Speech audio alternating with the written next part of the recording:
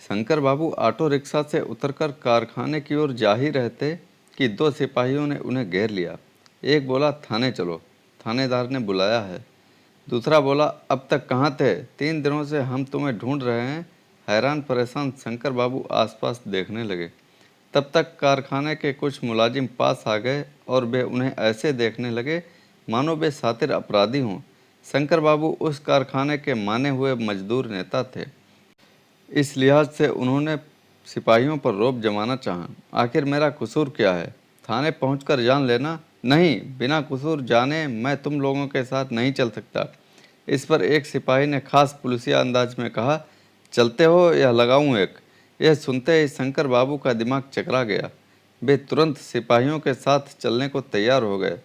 थानेदार के आगे शंकर बाबू को पेश करते हुए एक सिपाही ने कहा, साहब यही है शंकर बाबू, बड़ी मुश्किल से पकड़कर लाए हैं, ये आ ही नहीं रहे थे, संभालिए जनाब। इतना कहकर सिपाही ने शंकर बाबू को बेजुबान जानवर की तरह थानेदार की ओर धकेल दिया। शंकर बाबू को बहुत गुस्सा आया, मगर वे गुस्से को दबाते हुए थोड़ी तीखी आवाज़ में थानेदार से बोले, मुझे क्यों पकड़ा गया है? मेरा कसूर क्या है? मैं शहर का एक इज्जतदार आदमी हूँ। अरे छोड़ो इज्जतदार और बेइज्जतदार की बातें, यह बताओ कि 15 अगस्त को झंडा फहराकर तुम कहाँ गुम हो गए थे? जानते हो कि कितना बड़ा राष्ट्रीय अपराध किया है तुमने? शंकर बाबू का सिर चकराने लगा। राष्ट्रीय अपराध? क्या झंडा फहराना राष्ट्रीय अपराध है? नहीं नहीं, यह तो मेरा मौलिक अधिकार है। जरूर कहीं कुछ गलतफहमी हुई है। शंकर बाबू ने तनिक गुस्से में कहा, मैं कहीं भी किसी वजह से जाऊं, क्या मुझे आपको बताकर जाना पड़ेगा? पहले साफ साफ मेरा अपराध बताइए। शंकर बाबू का गुस्सा खुद पर ही भारी पड़ रहा था। थानेदार ने आंखें तरेरते हुए कहा, अपनी आवाज़ नीची कर, वरना एक तो अपराध करता है, ऊपर से गरजता भी है, यानी चोरी और सीना जोरी, वह भी मुझसे, थानेदार जालिम सिंह से, जिससे बड़े बड़े गुंडे बदमाश थर थर काँपते हैं। शायद जिंदगी में आज पहली बार शंकर बाबू का पुलिस के साथ सामना हुआ था। वे इस पुलिसिया अंदाज से सकपका गए थे। उन्होंने गिड़गिड़ाते हुए कहा, माफ़ कीजिए, आपको कोई गलतफहमी हुई है। मैं तो एक पढ़ा लिखा इंसान हूँ, मजदूरों की अगुवाई करता हूँ। हो सकता है कि आपको किसी और शख्स की तलाश हो। थानेदार थोड़ी नीची आवाज़ में बोला, अब आया ऊँट पहाड़ के नीचे। मिस्टर शंकर, आप मजदूर नेता हैं।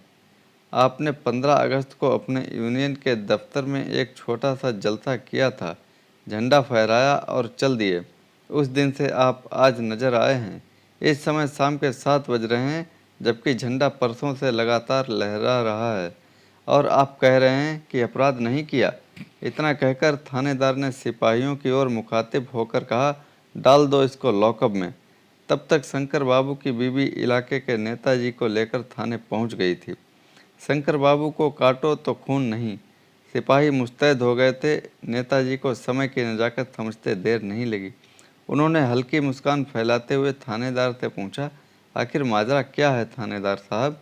थानेदार भावुक होता हुआ बोला, अरे साहब, इसने राष्ट्रीय झंडे का अपमान किया है, यानी देश का, राष्ट्र का अपमान किया है।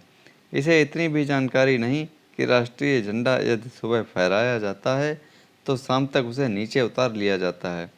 इसने अपने यूनियन के दफ्तर के सामने 15 अगस्त को झंडा फहराया था, जो अभी तक लहरा रहा है। यह भारतीय संविधान के तहत जुर्म है, कानूनी अपराध है। शंकर बाबू को यह जानकारी नहीं थी। उन्होंने विनती भरी आवाज़ में थानेदार और नेताजी से निवेदन किया, साहब मैं बहुत शर्मिंदा हूँ, मुझसे बहुत बड़ी भूल हुई है, आइंदा कभी ऐसा नहीं होगा, मुझे बचा लीजिए। थानेदार ने कड़क आवाज़ में कहा, रस्सी भी जल गई और ऐंठन भी चली गई। नेताजी ने हालात को संभालते हुए कहा, कानून तो अंधा होता है, मगर शंकर बाबू एक निहायत ही शरीफ आदमी हैं। फिर नेताजी ने संकेत से शंकर बाबू को एक ओर ले जाकर धीरे से कहा, भाई यह तो राष्ट्र के अपमान का मामला है, बहुत बुरा हुआ। तुम अगर राष्ट्र धर्म निभा नहीं सकते थे तो झंडा फहराया ही क्यों? यह तो जुर्म नहीं, घोर जुर्म है। इसलिए शेर को शेर की मांद में ही सुलट लो। चांदी के जूते से थानेदार का मुंह सिल दो। शंकर बाबू को लगा कि वे आसमान से गिरे खजूर में अटके। संभलते हुए उन्होंने लाचारी में हामी भर दी। नेताजी ने इशारे से थानेदार को अपने पास बुला लिया। थानेदार ने नेताजी का सुझाव मान लिया और शंकर बाबू को यूनियन के दफ्तर जाकर झंडा उतारने का आदेश देते हुए कहा, ठीक है, आपके यूनियन के दफ्तर के सामने फहराया गया झंडा 15 अगस्त को ही शाम को उतार लिया गया था। जैसा नेताजी कहेंगे वैसा ही होगा।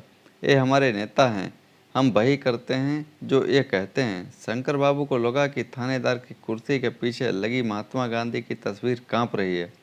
शर्मिंदा हो रही है कि यह सब क्या है।